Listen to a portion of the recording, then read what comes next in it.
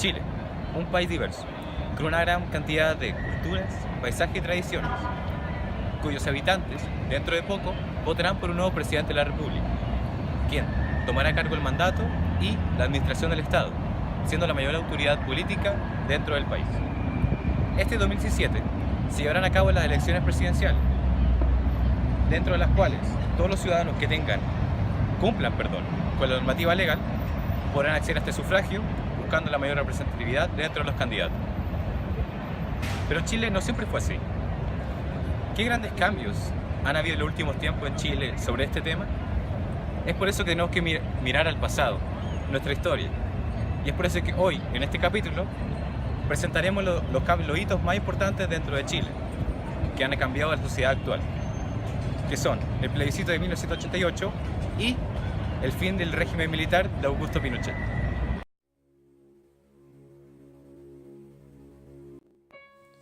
Corría el año 1970 en Chile. Salvador Allende se convirtió en presidente de la República, electo democráticamente con solo 1/3 de los votos. Como en esa fecha no existía la segunda vuelta electoral, un acuerdo político en el Congreso lo ratificó como presidente electo. Al año 1973, cuando Salvador Allende ya llevaba casi 3 años de gobierno, Chile atravesaba una fuerte crisis económica, la cual decantó en una alta inflación, desabastecimiento y un fuerte déficit fiscal, creando un clima de tensión tanto dentro del país como fuera de este. El 11 de septiembre de ese mismo año, Augusto José Ramón Pinochet Ugarte, en calidad de comandante en jefe del Ejército de Chile, en conjunto con las otras ramas de la Fuerza, Armadas y Carabineros, dieron el golpe de Estado que derrocó el gobierno del entonces presidente Salvador Allende. Tras el golpe de Estado, el poder fue asumido por la Junta Militar de Gobierno, estableciendo un gobierno autoritario liderado por el general Pinochet, siendo este posteriormente nombrado jefe supremo de la nación el 27 de junio de 1974, y 6 meses después, el 17 de diciembre del mismo año, presidente de la República.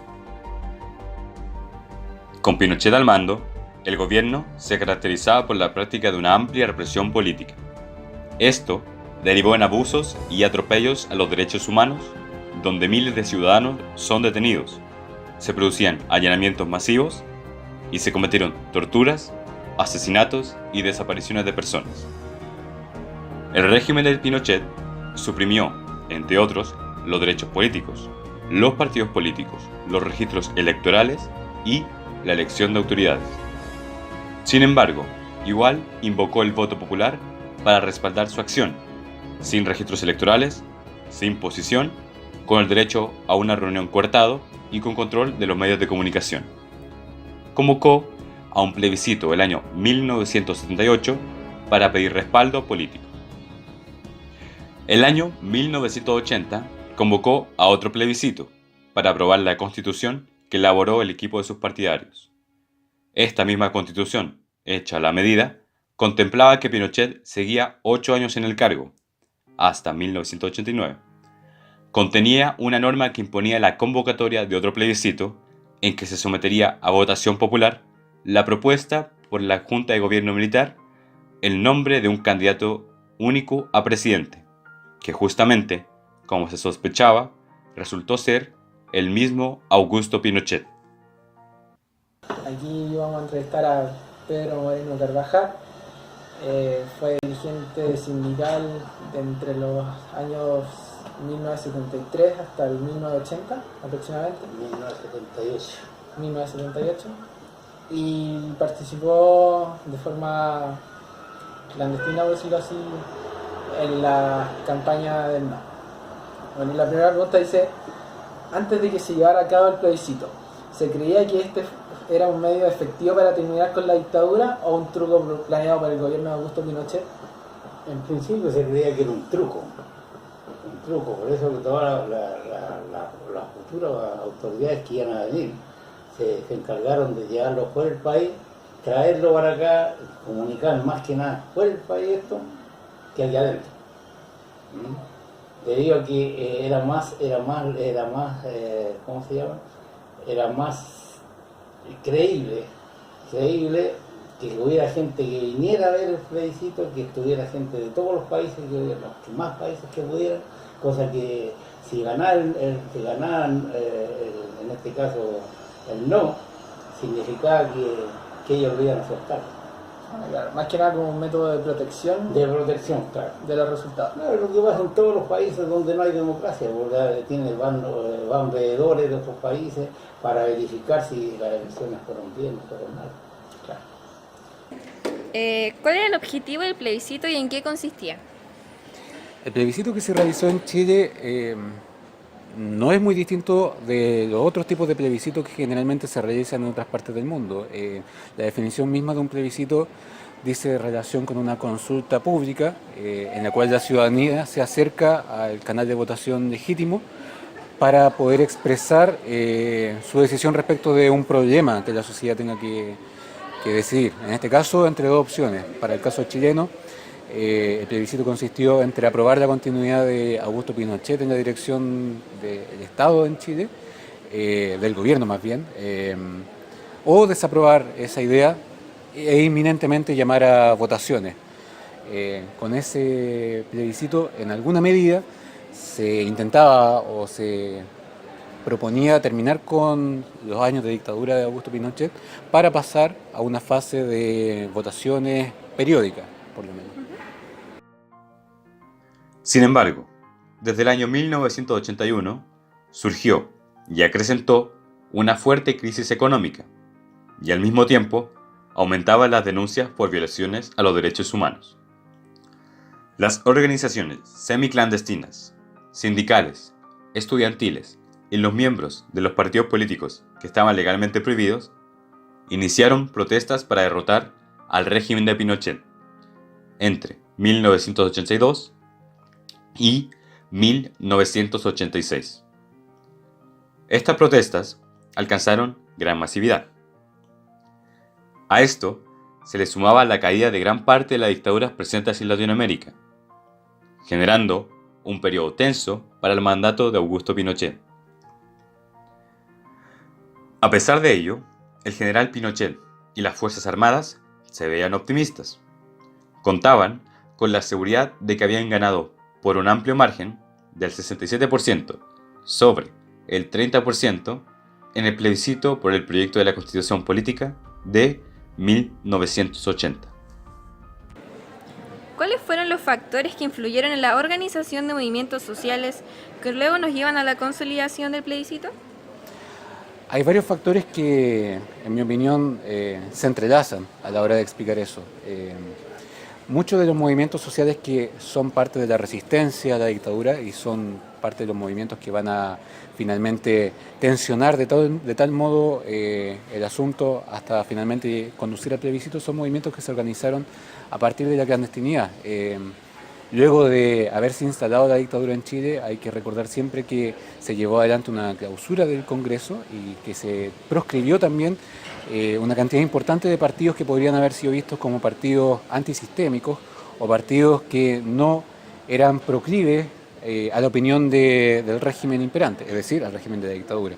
Por lo tanto, muchos de estos partidos fueron proscritos, dígase el Partido Socialista, el Partido Comunista ciertamente, y por lo tanto mucha de esa organización es organización a nivel clandestino, a nivel de cooperación con otros países, no solamente de Latinoamérica, sino que países en Europa, en los que el exilio jugó un lugar importante como panorama o como colchón de resonancia para esta organización, pero sobre el que también hay que considerar la organización a nivel de organizaciones sindicales u organizaciones comunales que todavía permanecían existiendo, las juntas de vecinos, por ejemplo, u otras formas de participación clandestina u organización más local, que también son relevantes a la hora de explicar por qué finalmente Chile llega a un plebiscito a fines de los 80. Dicha constitución establecía que 90 días antes del término del mandato de Augusto Pinochet, se debía proponer un candidato para ocupar el cargo de presidente de la República, el cual debía estar sujeto a la aprobación de la ciudadanía. El aumento del desempleo y del endeudamiento provocaba una ola de malestar que se convierten en las primeras protestas nacionales en contra de la dictadura, a partir de 1983. Estas manifestaciones de descontento se expresaban a través de huelgas, marchas callejeras, enfrentamientos con la policía, barricadas en poblaciones, bocinazos y golpeteo de cacerolas en los barrios de clase media. Las protestas, impulsadas por sectores gremiales y sindicales, se expanden hacia el estudiantado, los pobladores y los partidos políticos, quienes resurgen tras un largo receso. Se debatía entre los opositores la vía de la protesta y desobediencia civil, como método para desencadenar la caída del gobierno.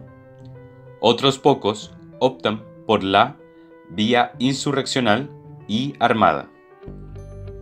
Pero, en la medida que se acercaba el año contemplado en la Constitución para la convocatoria del plebiscito señalado, fue surgiendo la idea de que la vía más democrática, pacífica y masiva para lograr este objetivo era usar el mismo plebiscito organizado por el gobierno para perpetuarse y derrocar a la dictadura en su propia trampa.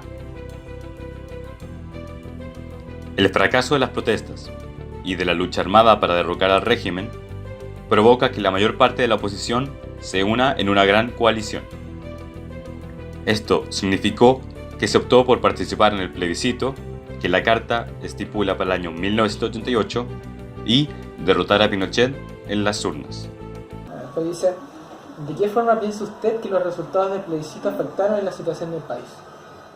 ¿Qué cambios se produjeron a raíz del triunfo del no? No, el cambio que se produjo en la ciudadanía, que se entusiasmó con esto y ya ahora ya empezó a hablar de la democracia en forma directa, en forma directa y inclusive los mismos gente de partidos políticos ellos no daban a conocer nada, ellos andaban afuera, siempre fuera del país para poder contactarse con personeros que podían trabajar por la democracia, y eso fue cambiando debido al entusiasmo que empezó a tener la gente. Siguiente pregunta. ¿Qué sucedió en Chile en el momento en el que se conocen los resultados del plebiscito? Hay varias cosas. Bueno, yo tengo que decir en primer lugar que no estaba vivo cuando ocurrió el plebiscito, y si hubiera estado vivo hubiera sido muy chico, pero vamos a hacer caso respecto de que de que la historia o la historiografía nos permite construir conocimiento válido sobre aquellos momentos en los que no estuvimos vivos.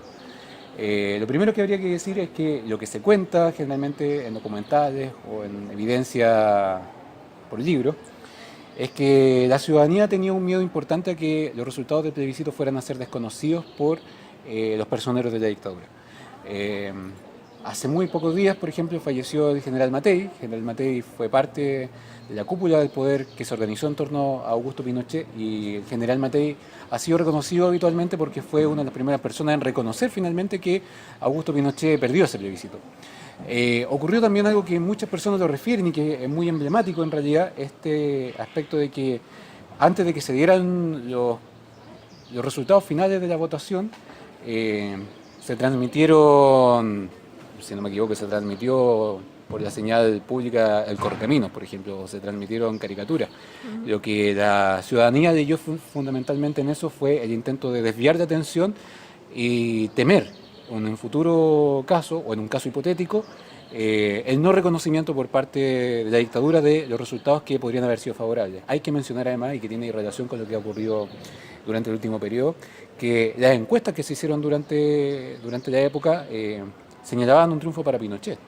Y por lo tanto la ciudadanía estaba mucho más inmersa dentro de la incertidumbre o de la desconfianza de lo que la vía eleccionaria podría finalmente llevar a cabo. Porque además tenían el precedente de que el referendo para la Constitución del año 80 había ocurrido con una normativa muy laxa en cuanto a forma de transparencia en tanto votación. ¿Qué es un plebiscito? Entendemos por plebiscito la consulta directa al pueblo para que a través de votación popular se pronuncie aprobando o rechazando una ley o un asunto de especial importancia para el Estado. Para que ese procedimiento de democracia directa sea válido, es necesario que existan ciertas condiciones que le den legitimidad. Por ejemplo, que se haga en democracia, con una libertad de expresión garantizada, que haya información clara, unos registros electorales, partidos políticos e igualdad de medios para defender las distintas opciones.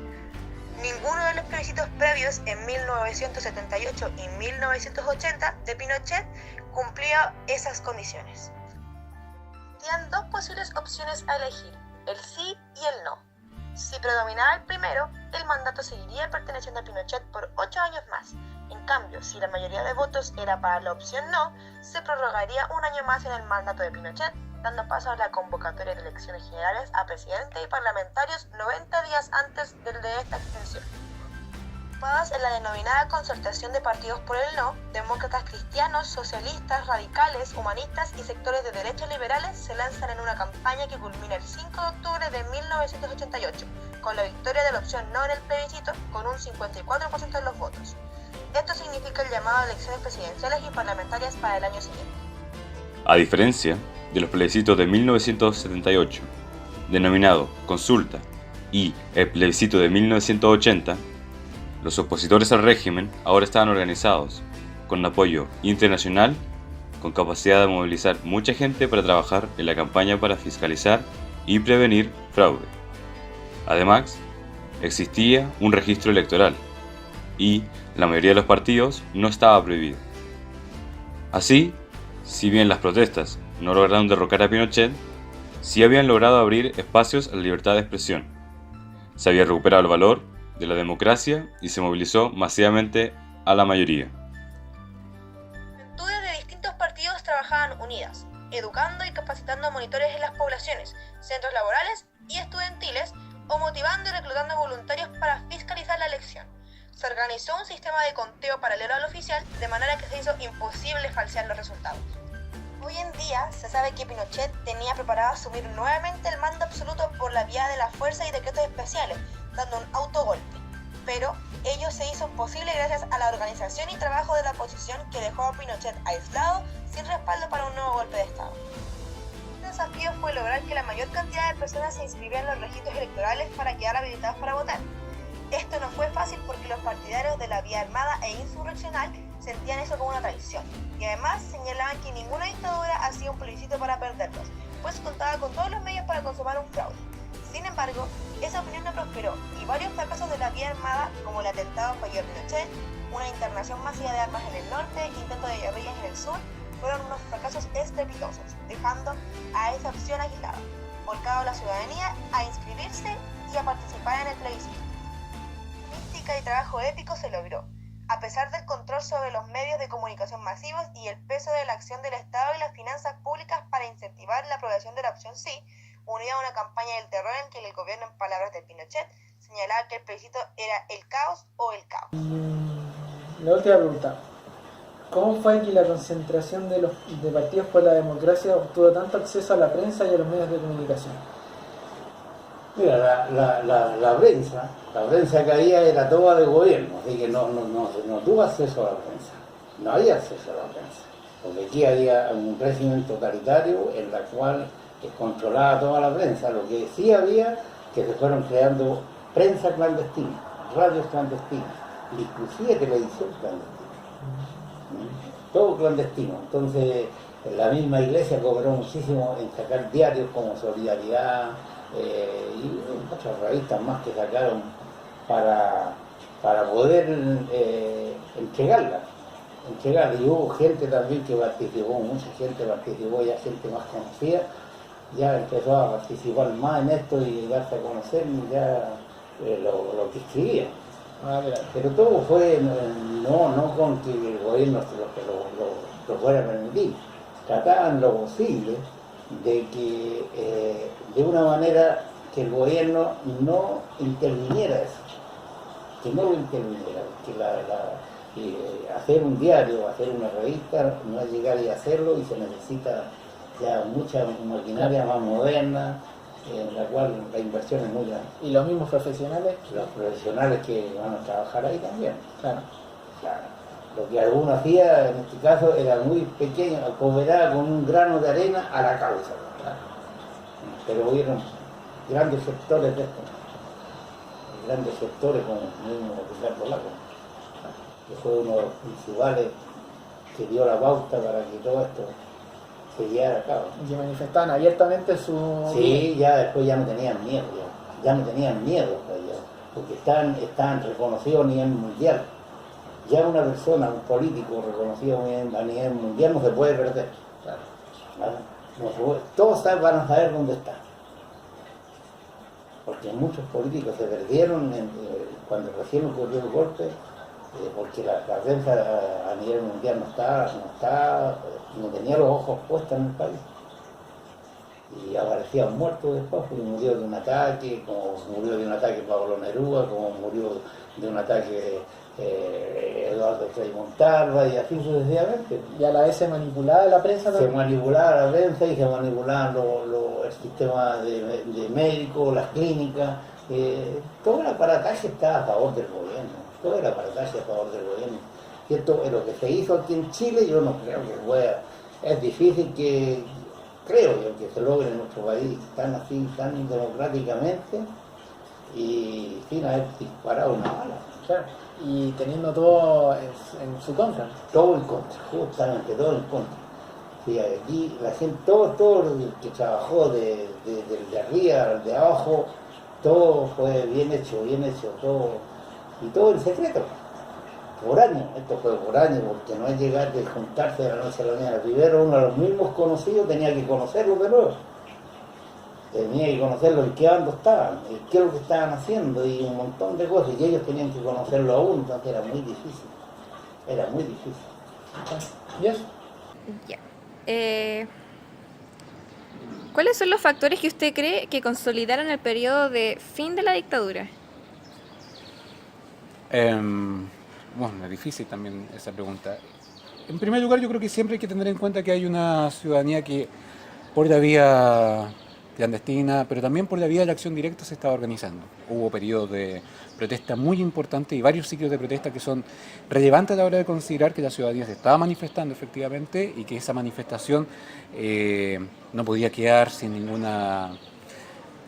nada que lo refrendase. O sea, habría que, como algunas personas han afirmado, habría que haber estado muy dentro de una burbuja para pensar que no había formas de participación popular y de descontento popular que se estuviese manifestando por distintas vías. La vía de la acción directa y por lo tanto la vía del enfrentamiento con las fuerzas reaccionarias, con las fuerzas de la dictadura, era una vía relevante.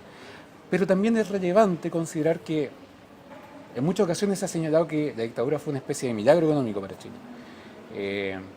Yo no podría ser parte de esa interpretación, pero sí señalaría que la dictadura en Chile es una contrarrevolución extremadamente exitosa, en la medida que logró implementar el sistema neoliberal como en pocos lugares del mundo se ha logrado implementar. Este lugar en muchas ocasiones fue visto como el laboratorio del neoliberalismo a nivel internacional y en Chile logró una inserción demasiado profunda, tan profunda que esto es un ejemplo de neoliberalismo extremo hasta el día de hoy para otros países. Y eso es muy relevante considerarlo a la hora de ver a la luz el detalle de que Chile experimentó luego del 82 una crisis económica muy importante, en el que esta aceleración comienza a detenerse, comienza finalmente a volverse esclerótica y no se avanza como se avanzaba antes. Y por lo tanto, había un malestar económico que era relevante. Sumado a eso, la sanción internacional de que lo que estaba ocurriendo en Chile no era conducente a una democracia o un sistema de gobierno que respetase los derechos humanos mínimos. Una vez derrotada la opción sí, se abrió la puerta a las elecciones presidenciales. En ellas nos encontramos con 4 candidatos originalmente: Francisco Javier Errázuriz Talavera, Hernán Vigi, Patricio Elwin Azócar y Fernando Monkeberg. Sin embargo, por problemas de forma, se desechó esta última postulación, quedando solamente 3 compitiendo por la presidencia de Chile en 1989. De esta forma, en las elecciones del 14 de diciembre de 1989, Patricio Elwin Azócar, demócrata cristiano y candidato de la ahora denominada Concertación de Partidos por la Democracia, gana las elecciones con un 55% de los votos sobre Hernán Vigi y Francisco Javier Errázuriz, marcando el fin del régimen militar. El 11 de marzo de 1990 asume la presidencia Patricio Elwin Azócar, que inaugura la transición democrática.